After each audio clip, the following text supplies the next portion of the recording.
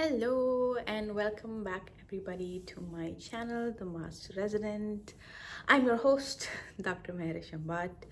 I am, at the time of filming this video, a R5 plus in the general surgery program in Dubai, which means that I am halfway out the door of having finished my surgical residency, which is 5 years.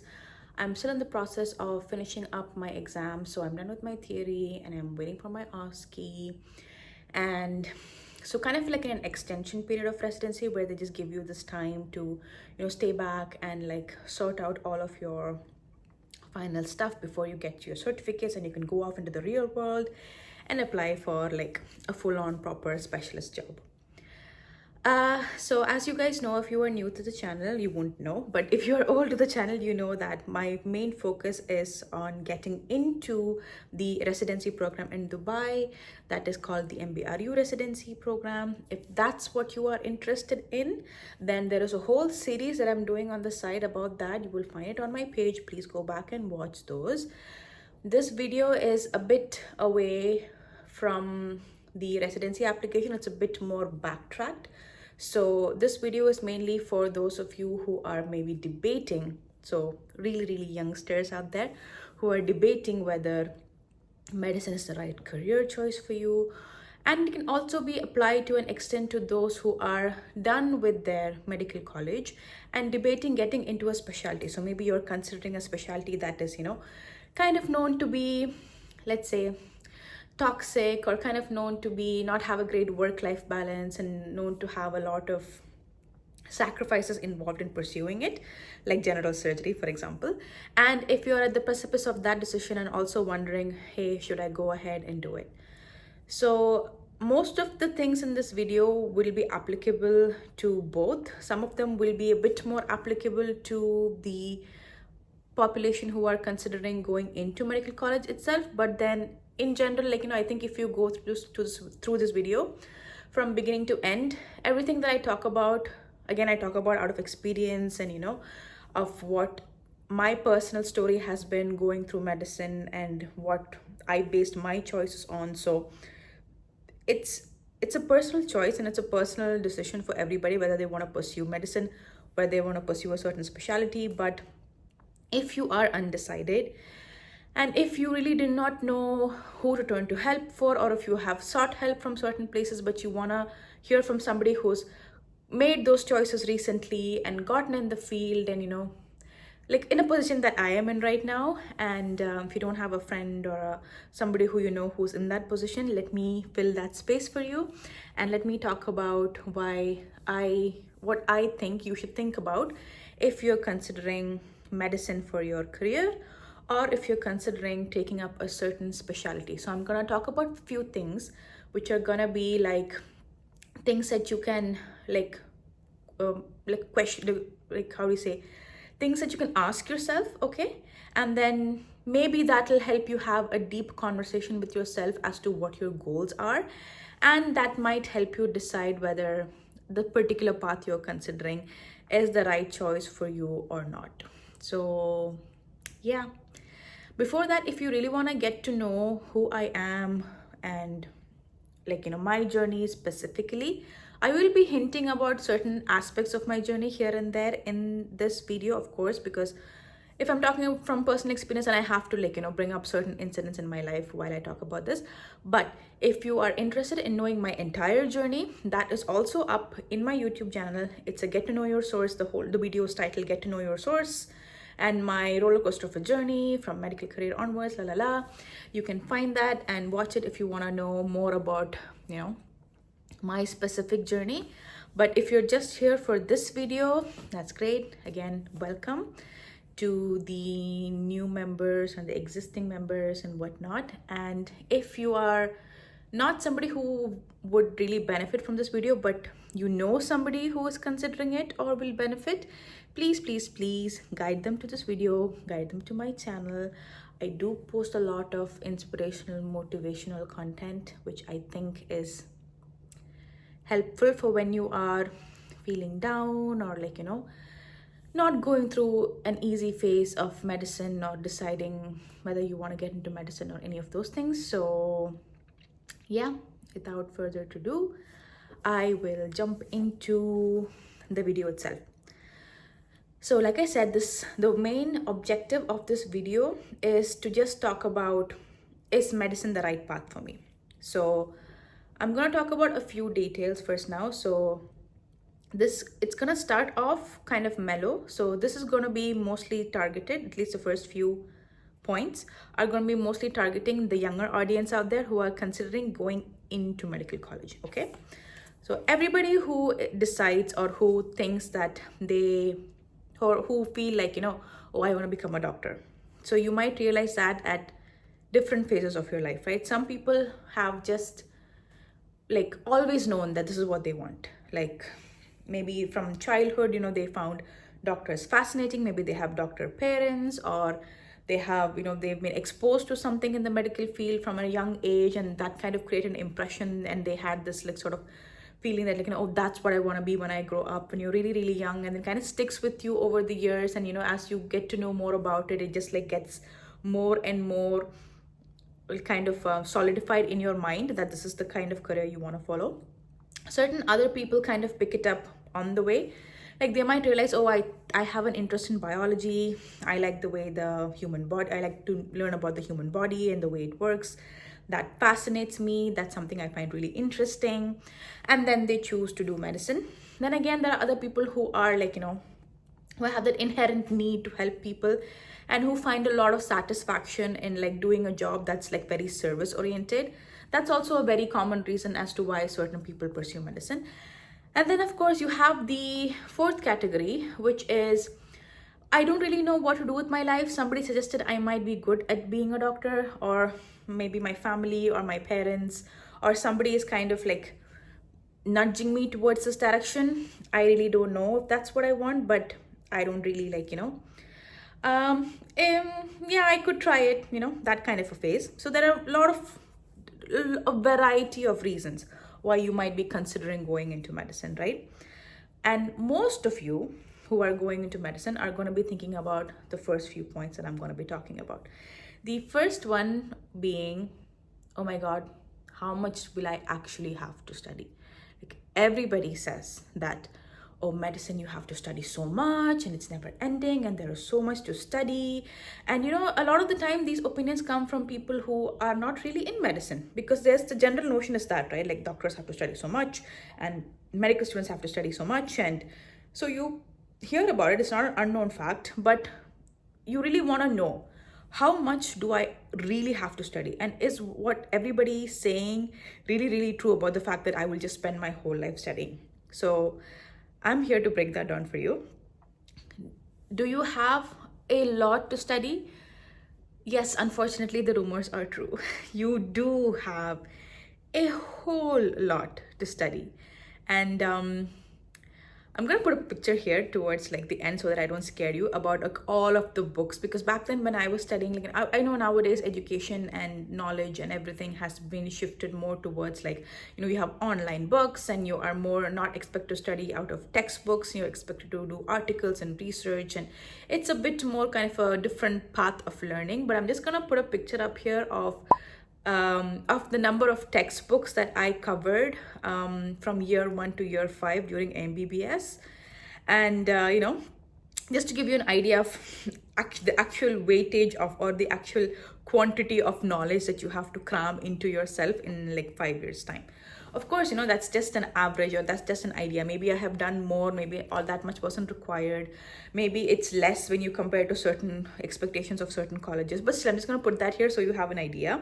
It's not meant to scare anyone. It's just meant to give you a realistic understanding of the amount of knowledge you're expected to absorb, or like just imbibe as you go through 5 years of medical college. Now, the thing about the studying part of medical colleges, is there a lot of quantity to study? Yes, 100%. There is a lot of portions to cover. The other thing you have to understand about studying medicine is that maybe, people have the same concept, or they approach studying medicine like the same approach they had of studying in school, like studying your physics and your chemistry and biology and all of that stuff.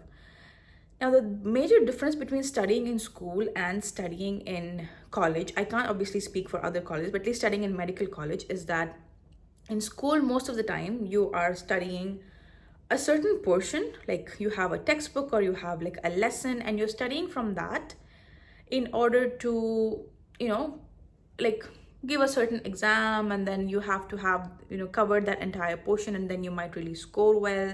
So that's how the school system works, right? In medical system, the thing is that you may have a textbook, you may have a resource, but it's never just one resource, right? So there might be like suggested resources. What I'm trying to say is, like, let's say in school you have a textbook for science, you have a textbook for math, you have a textbook for I don't know, like physics and biology, which is obviously a part of science. You have textbooks, and your curriculum is the textbook, right? But in medicine, you have like certain subjects. So you have, for example, let's say in first year, you have anatomy, you have physiology, you have biochemistry. And these subjects, it's not really, the knowledge is not really limited to the textbook, okay? The knowledge is like, it's just out there. And you can find a textbook that you like, that explains things to you in a way that you understand, to use to gain that knowledge. Meaning that the knowledge in medical college that you have to learn is not really within a boundary, which means that you will never finish studying, or there is no way you can say, I have studied 100%. That is not humanly possible unless you are ChatGPT. Because the knowledge is so vast and there is so much that you will never complete 100% understanding. And that stands for the brightest student. That stands for a person who has been doing a career in medicine, and has like 40 years of experience. The amount of knowledge you can acquire is limitless, okay? And that is very scary for people, or for students who start medical school, especially students, who are used to studying the entire material, and then like knowing, like, I have done my best and I have like gone to everything, and like, so when you come from that curriculum to a medical college curriculum, it can be very overwhelming, because you'll never reach an end. And obviously things can be asked out of, what you studied, and there's no one textbook that is like recommended. Everybody has a different textbook recommendation or whatever. So that can be pretty overwhelming. But just understand that the studying in medicine is not really meant for scoring, right? Now, in school, when you were studying for a textbook, the intention was, oh, I want to score really well. Of course, you gain a lot of knowledge from that lesson. Like, example, let's say you learn the digestive system in biology. You are going to learn certain things about how the human body works and all that. But your ultimate goal is not to understand everything in the human body, right? Like, what is the use of studying this information? A would be, I have to get a really good score in my exam so that I can like get a high GPA and then get into medical college, right? And then at that time, maybe this basic information will come in use. You get what I mean?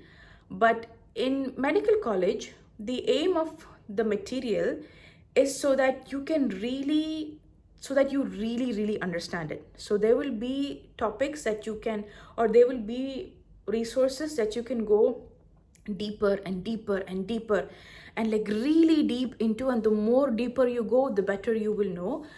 Do you need to go that deep to be able to get passing score in each year? Probably not. Maybe you just need to read like level 1 and level 2 of knowledge. And then maybe as you go, if that particular field interests you, you may want to read more and more into it.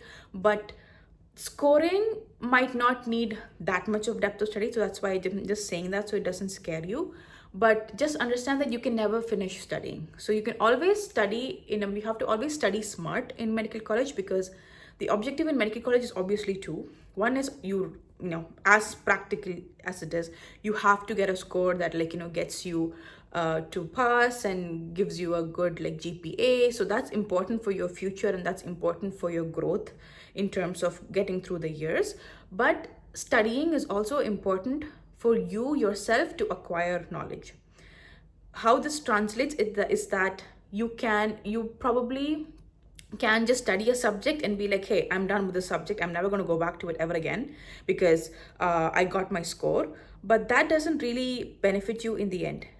You might still end up in second year and third year and be like, oh, I have to, relearn a topic that I learned in first year because that's the basis of what I'm studying now, and go back and read it and spend time on it and study it.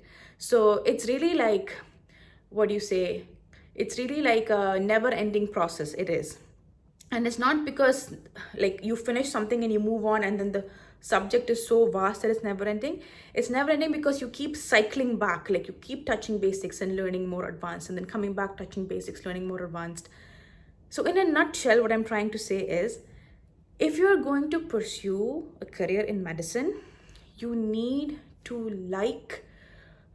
love actually, but at least to like studying.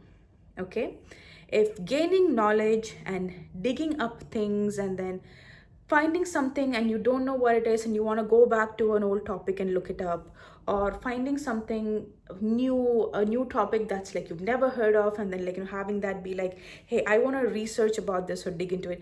If that is not your mentality, then medicine is going to be a struggle for you, because it's not just college. This whole cycle doesn't really end ever in your life. And you can say, okay, fine, maybe after medical college, residency is also a training program where you still have exams. I might still have to do this. But then like maybe after that, after all my training jobs are complete, when I become an attending or a consultant, it ends. It really doesn't, because medicine is so quickly changing, especially in the world nowadays, that there is so much advancements happening in every field.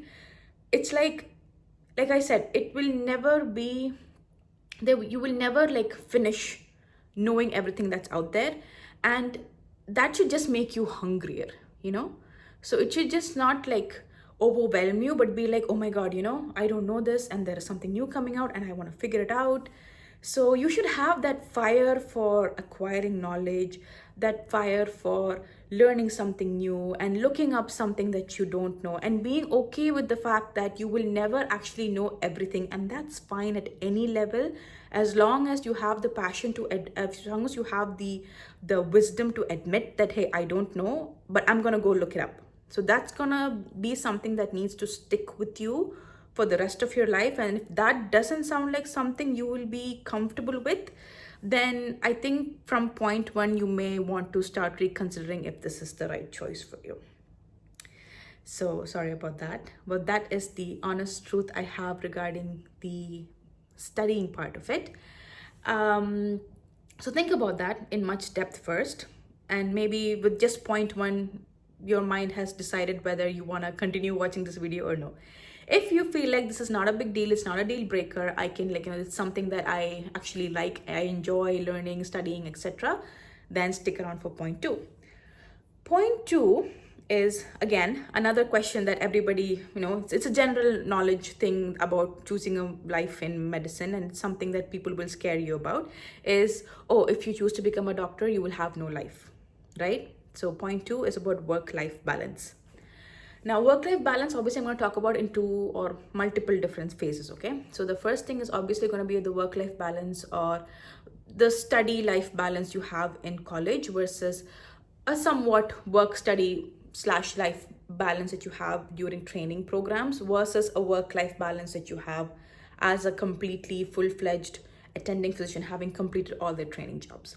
Now, as a medical student, yes, you probably will not have too much time as your friends, because other colleges, obviously, as much as they have their curriculum, it's like I said, as it's not as intense and it's not as vast as the medical curriculum. So probably you're gonna have to spend a lot of time studying, but that still doesn't mean that, oh, I'm just gonna be studying all the time and I'm never gonna be able to have any kind of life. I really don't think that's the case. I do really think that it does depend a lot on the way you work and the consistency of your work and your caliber, basically, because there are people who need to spend a lot of time and a lot of effort to understand a certain amount of material, and then they know that, Okay, they know that, oh, if it's going to be really challenging, I'm going to take a long time to study it. And there are other people who are like, hey, you know what, I take some time, but once I get the hang of it, then I can like quickly pick it up. So it really depends on your caliber. So that's really something that you only can answer for yourself. If you are somebody who has found that studying is challenging, but it's still something that like I can, I find ways to work around. Like I use flashcards, or I use note taking, or I use voice notes, or I always find a way to study smart and like make the most of my time so that I get enough time away. Then work-life balance, even in medical college, will be doable for you. But again, on the other spectrum, if you're somebody who gets really stressed out, if you're not like in front of the books all the time, and like I said, because this curriculum never ends, you're gonna never feel like it's gonna reach an end, and that's gonna really overwhelm you.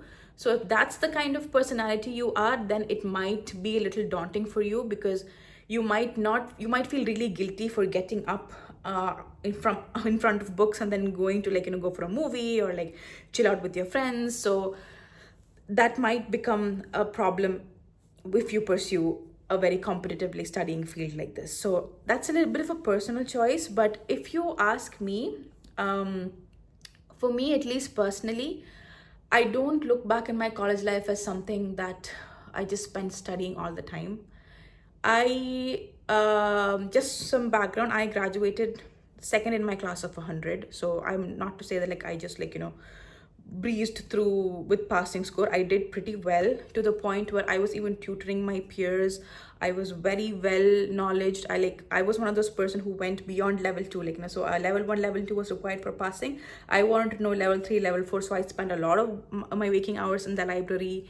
But also I did have my time where I had fun with my friends, and like I went for the movies and I went for the activities, and like I didn't find that I spent all my time studying. But that's because my impression of it, or my expectation of it, was like that.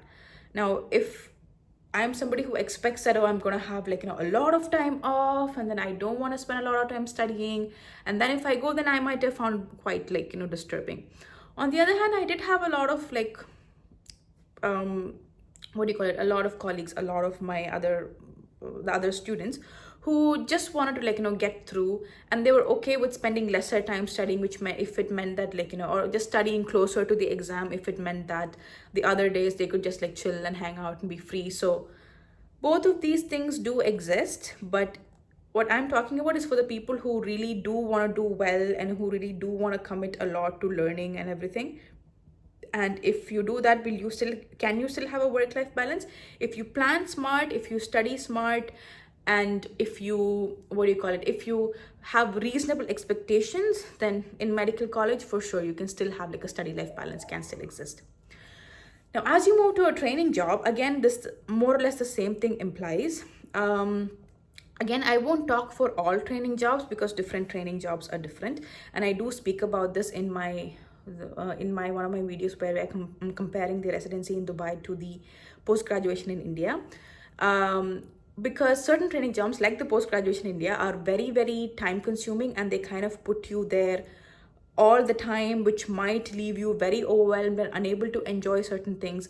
I still know that a lot of my friends who did post-graduation in India still have had a reasonable amount of like they have had fun, they have traveled, they have done it. But has it still been very overwhelming for them to do so, and have they done it as much as I have, who has followed a program in Dubai, which is a bit more lenient in terms of time? Probably not.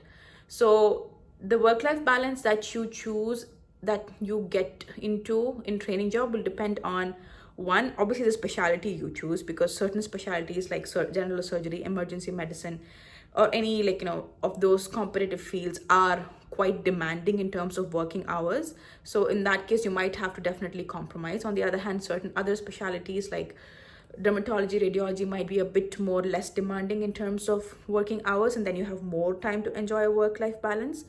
But again, a general surgery program in India versus a general surgery program in Dubai itself, like even though it's the same specialty, that also has different variations. And I'm sure that a GS program in the UK or the US also has its own variation. So it will really depend on where and what exactly you are doing. But even then, again, it goes back to, if you really want it, you can have it, provided your expectations of it are reasonable. Okay, so your expectations have to match the choices you make. If you're going to choose a program that's very intensive, like the USA's program of GS, and then you still want to have a life where you have weekends off every week and a lot of time off and everything, it's probably not very realistic. So you have to match your expectations from life to the curriculum the program demands from you.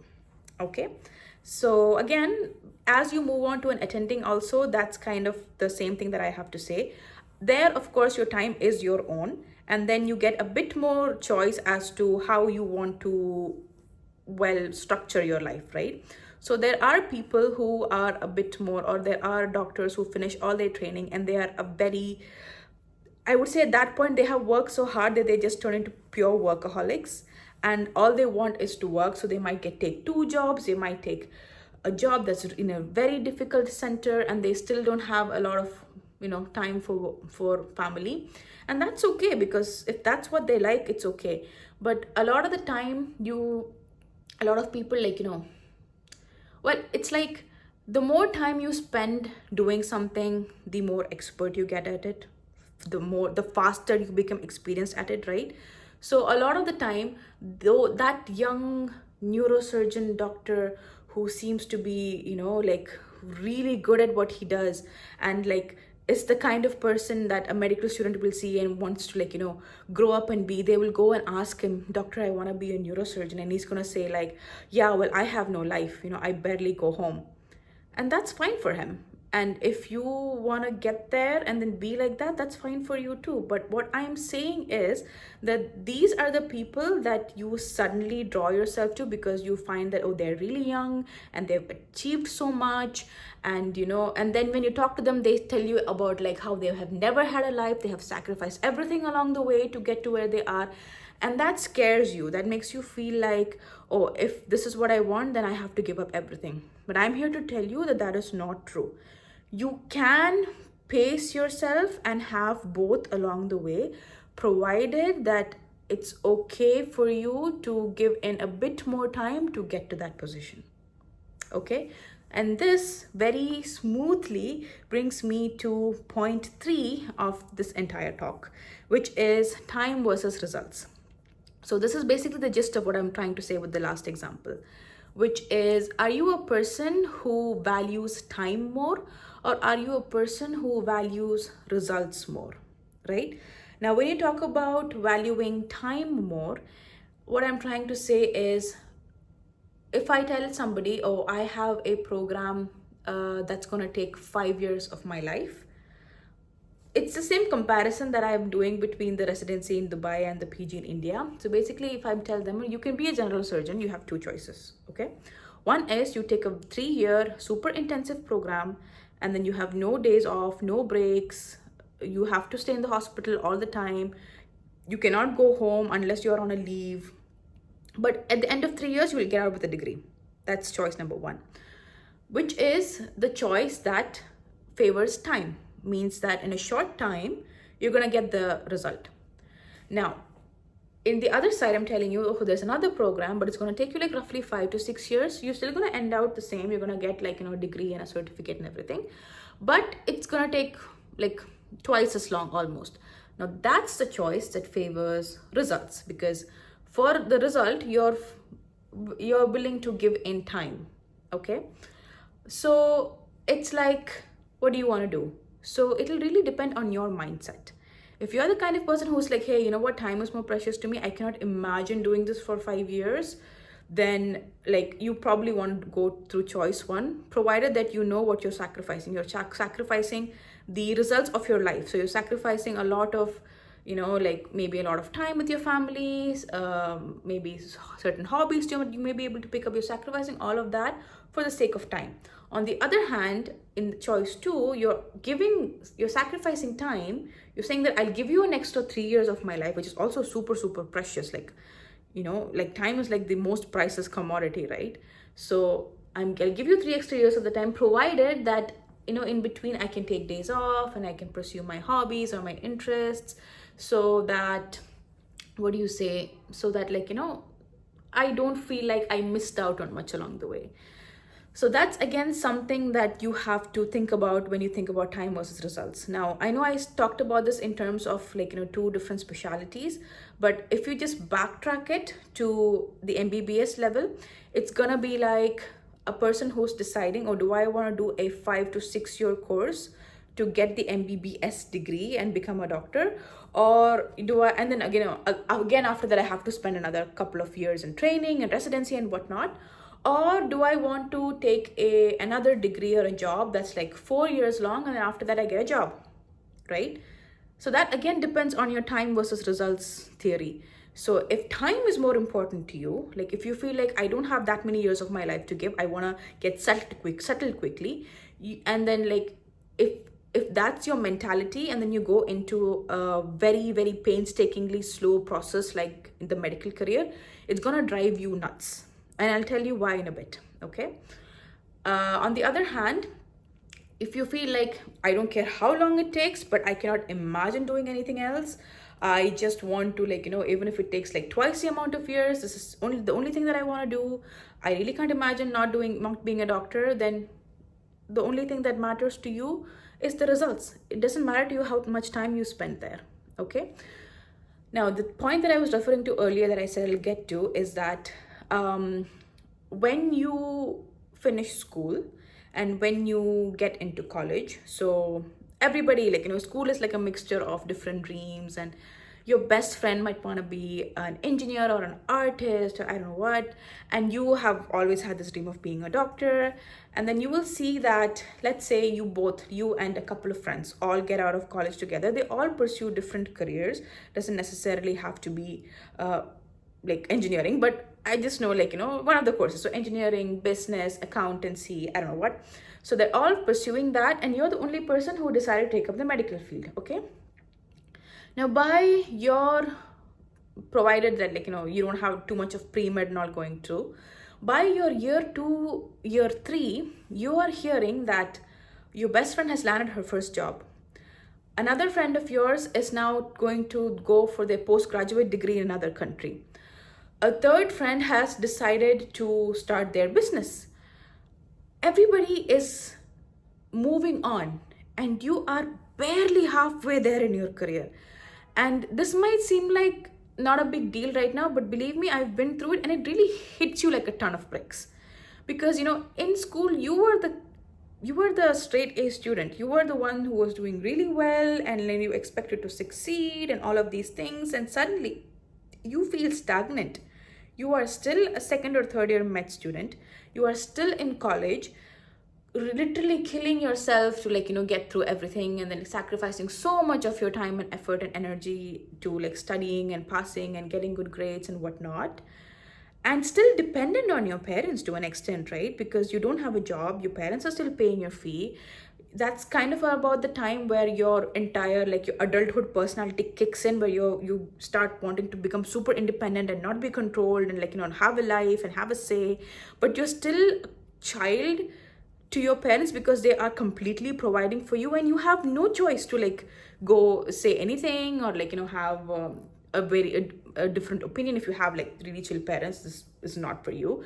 But most of the people do have, like, a kind of, like, strict upbringing will resonate with this. So that really, really does hit you like a ton of bricks, like I mentioned. So that's something you would probably want to consider. If that is something that will, again, make you feel like you dread it, and that it was not worth it back then, try to think about that. Try to put yourself in the place of you, in that place, and then see how it would make you feel. If all your present friends were 2-3 years ahead of you, and you were still stuck in the same place with no choice but to go through another 2-3 years till you at least have the opportunity to move on to the next phase of your life, how will that make you feel? So you got to think about that. And that's not just for the medical student, that's also for the trainees, because this is going to happen to you as well. By the time I got into my trainee job, a lot of my friends who were not pursuing medicine had gotten promoted, gotten married, I don't know, changed their careers twice, traveled, like basically had a life. And here I was, more or less just doing the same thing, applying for another training job. And it really bugs you. It really bugs you. And the only reason that like I kept moving on was because I sat down and I thought to myself, what's the alternative here? The alternative here was that I never pursued medicine. I went for another career or another choice that like puts me through lesser number of college and gets me a job. And if that had happened, would I really have been happy? True, at this point of time, I'm not really super happy because I still have so much left. But if I had gone that way, would I have been like happy and been like, oh, thank God I didn't pursue medicine because, I would have. And the answer to me was always no. Like at any point of time, the answer was always like, if I had taken another path, even though this is taking really long and it's excruciatingly painful, if I had taken another choice, I would have not been happy at all because I would have always thought, what if I had tried this? Okay. And even if I decide to quit right now, I would still feel like I could have just done this because this is what I've always wanted. This is what I still want. It's just that the whole practicality of life where you see everybody moving on, you see people getting paid, you see how much more longer you have to give into this field just takes a hit on you. But put all of those things aside, do I still want this the same way as I did before? 100% I do. And that's the thing that kept me going forward. So this brings me to a very interesting fourth point, and this is actually the motivation of why I wanted to create this video. And I just read this quote on Instagram the other day and I really liked it, and I felt like this is something that I can translate into this video, and that's how this whole idea for the video was born.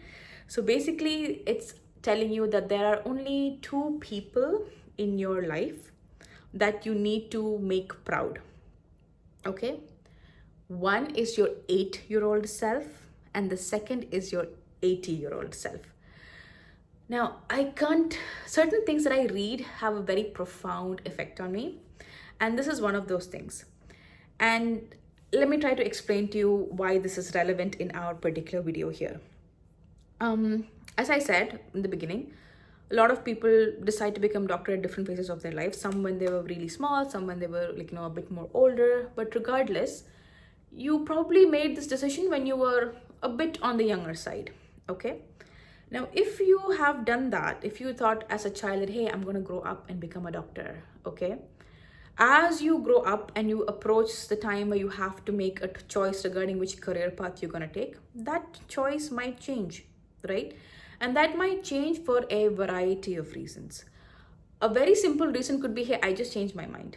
I thought about it and I didn't really feel like this was something that was aligning with my goals and intentions for my life. So I changed my mind.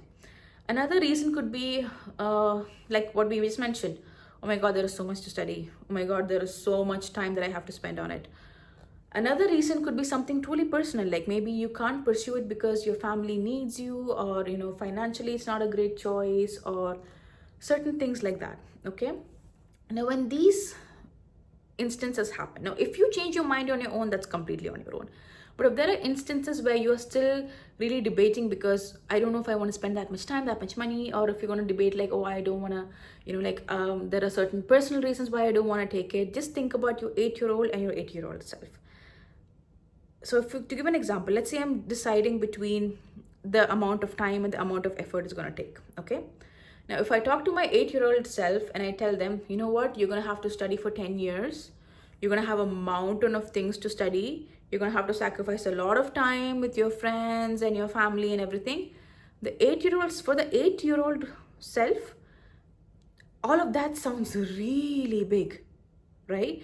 It sounds way too huge that they're going to be like, oh my God, I don't, that's insane. That's too much. I won't be able to do it. It might make them feel overwhelmed because they're processing it from only like that point of view. Okay. On the other hand, if you tell this to your 80-year-old self, they're going to be like, so what? Time is going to go anyway. Whether you pursue this or not, you're still going to go through 5 years of your life. So why not do something that you like? So what?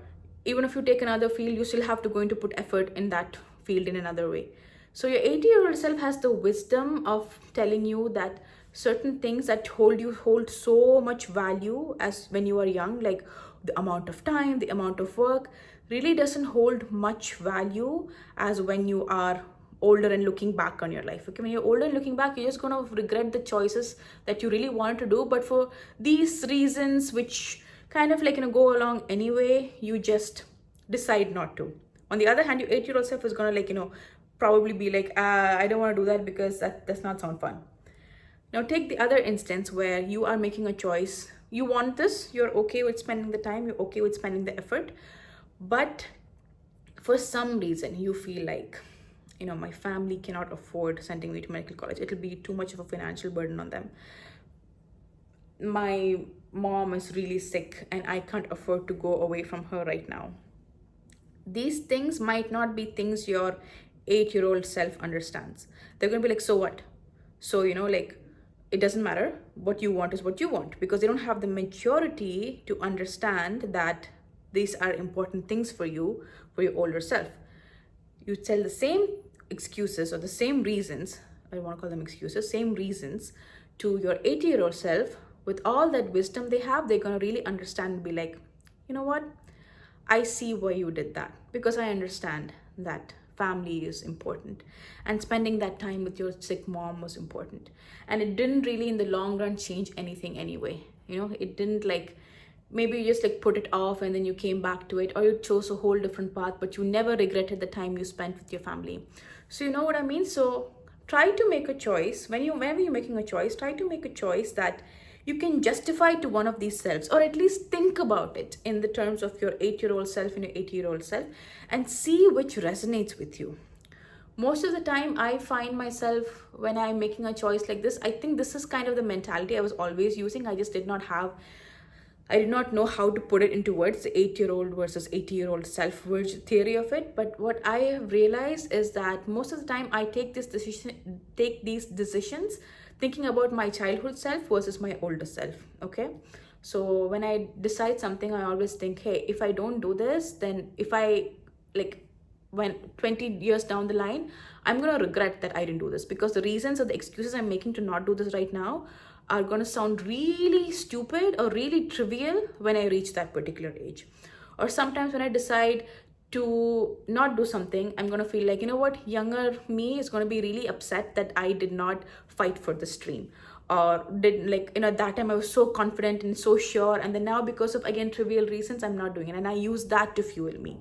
So a lot of these time, your past and your future self really do have all the answers. And yeah, I think it's a very good theory to practice if you're debating anything, basically. So these are basically my 4 points as to how to decide if, or at least start to get you thinking and having a conversation with yourself regarding, is this something you really want, and really debate the pros and cons of it. And I'm just going to add a few more points there before I wind up, and I hopefully will not take more than 15 minutes, because as always my videos have overshot in their length.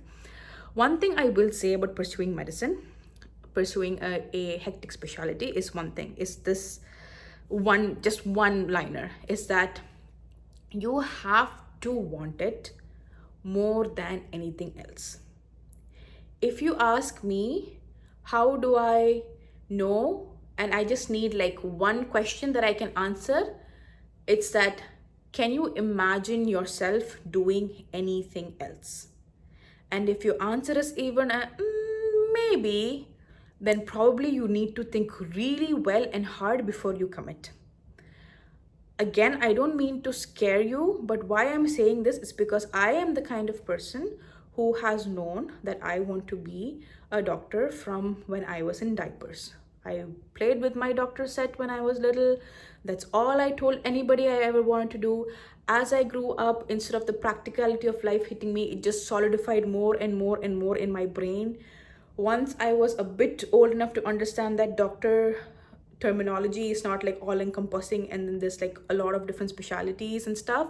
And when I found out that surgeons are just a field, I realized that, oh, I never was really thinking about being a doctor. I always wanted to do surgery, right? And then as soon as I understood that concept, which I think was probably in my 8th grade or something, I knew that I wanted to be a surgeon. Like, there was nothing else that I could possibly do with my life except be a surgeon. And I never had a plan B, okay? Like, did I think about a plan B at certain points when I felt like I had a plan B just because I felt like, I'm, like I said, I'm a super, super duper planner. And then I just had that plan B, which was like, oh, if I have to, like, if there is no choice and I have to give up, then I'll go for plan B, and I'll go for plan B unhappily. But for me, there was nothing else. It was not like, oh, I want to do this and I want to do this. Maybe I will see. It was never like that. It was always, I want to be a surgeon. Period. End of story. End of the book. Throw the book out. That's all I want to do. Despite this, multiple times, more number of times than I can count throughout my entire journey through this. That's repeating a year for the entrance, through medical college, through the MRE applications and MBRU residency applications, and through residency especially, even though, like I fought tooth and nail to get to residency. So to multiple points, I have sat myself down in the dark, in the quiet, and wondered, should I quit? This is so hard. There is so much. I am so overwhelmed. I know I worked so hard and this is all I ever wanted, but it's too much and I want to quit. I can't. I don't want to go forward. I am so like struggling and I just want to quit. And each time, why I didn't quit or why I couldn't quit is because I didn't want anything else. There was no alternate universe in which I could have like quit and then been happy, or I could have not chosen this and been happy. Am I happy? Was I happy at that point? No, but I knew that if I quit, I would make myself miserable. And that's despite knowing that this is the thing I only wanted. Now, imagine if I was even like slightly wavering before. Every point I would have regretted it. I would have been like, hey, I should have chosen the other path. I should have chosen option B. And like, maybe I would have been happier. And that would have haunted me. And that would have like probably like, I don't know, people's minds work differently. Maybe it wouldn't have haunted you. I'm really not sure. But all I'm saying is that if you don't feel that strongly about it, then it's very possible that the amount of work and intensity and sacrifice and time and effort and mental peace and everything that you have to put into this will break you at one point, to the point where you will quit and then you will regret all the time you spent. So just before you make this decision, just know that you really have to want it more than anything else. You really, really, really have to. And it's only then that I truly feel that it's worth it. Adding on to that, the other thing I want to say is that if you could want it more than anything else, okay? And like me, you could question yourself at every point or every other point if you want to keep pursuing. And sometimes, you grow as a person, your circumstances change, your personality changes, your aspirations change, and that's fine. And at certain time, you might feel like, hey, you know what? I don't think this aligns with who I am right now anymore. I don't think that I want to do this anymore. And if you feel like at this point of time, I feel like I don't want to pursue that, it could be at any phase. It could be during your college, internship, training job, attending job, wherever. It's okay to take a step back and to change your mind and to decide to do something else entirely. Because I know who those who are hearing it may be like, oh yeah, it's easy to say, you didn't like spend thousands and thousands of currency and money and on the college and the degree and the training job and everything. And I get that it's not an easy choice, which is why, like, even if you're considering it, you're obviously considering all the time and effort and money especially that you put into it, and you're still like, if despite of all of that, if the money and the time and effort are the only reasons you're staying in the job, you're not staying in the job for the right reasons. Because we are dealing with a profession that needs a lot of empathy and a lot of, what do you call it, sacrifice, yes, but a lot of sacrifice that you are willingly giving. And anytime you feel like you are not doing that and you are just doing this because you've been in way too long, then that's the time to get out. There is another very interesting saying that I have heard, which I like really long. If you, when you could be on a train, and then you could for a very long time have thought that, yeah, this train is going to lead you to the destination that you want, to the right destination. But at some point, if you figure out that, hey, I think I'm on the wrong train, I don't think that this is taking me to the place that I want to be, okay, would you still stay on the train, or would you get out? And if you know that you're not going to the right place, do you think it's smarter to get off right now when you absolutely know for sure? If you're not sure, you are like, am I on the right train? Am I not? Maybe I should wait for a couple of more stations to figure it out. That's a different story. But let's say you know, and you can, in the first scenario, you can wait for that couple of stations to know till you're sure that, hey, no, I know I was wrong. I was just like sleep deprived and overwhelmed. I am actually on the right train. Or you can be like, hey, no, you know what? I don't think this is going on the right track. I'm on the wrong train. I need to get off. So do you get off right then?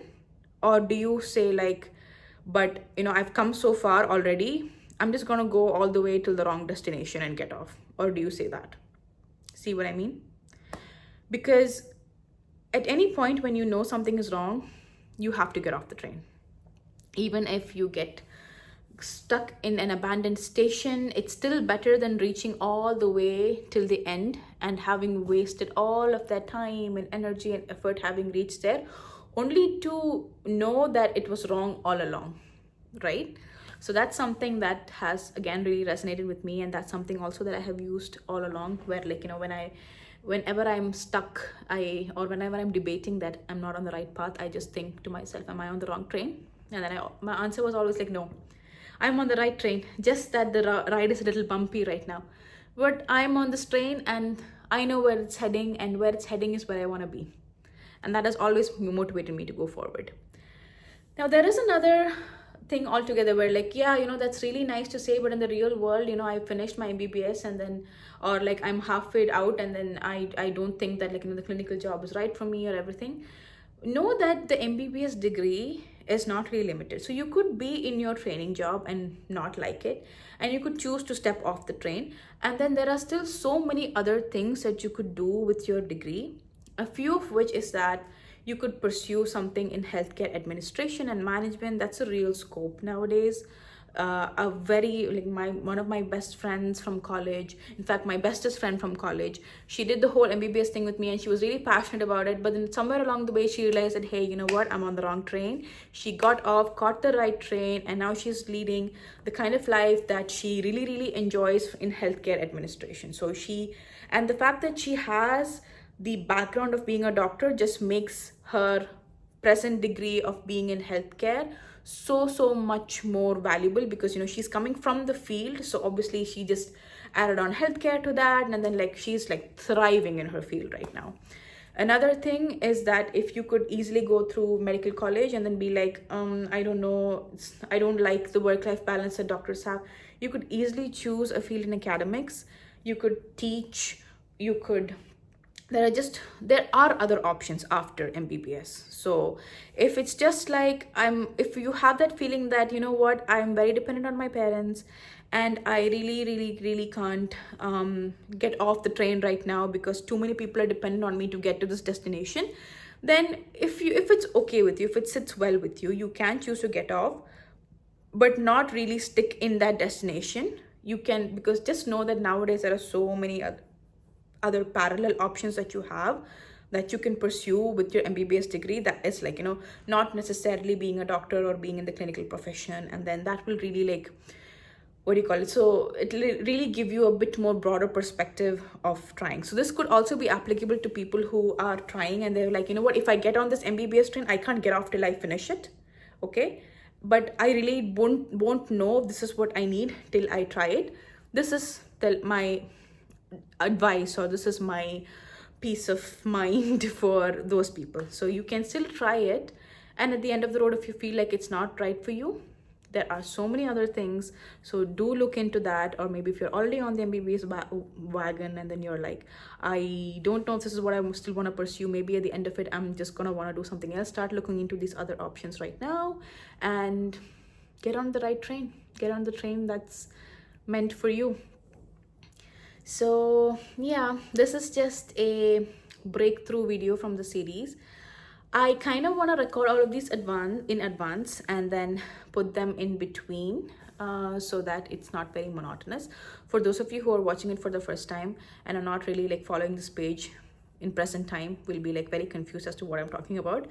But for those of you who are following in real time, just know that I'm trying to alternate the video. So I might put up a video from our residency series, then put up one of the videos like this, where like how I put up the video on get to know me. This is like, you know, a get to know yourself, and if this is what you want to do video.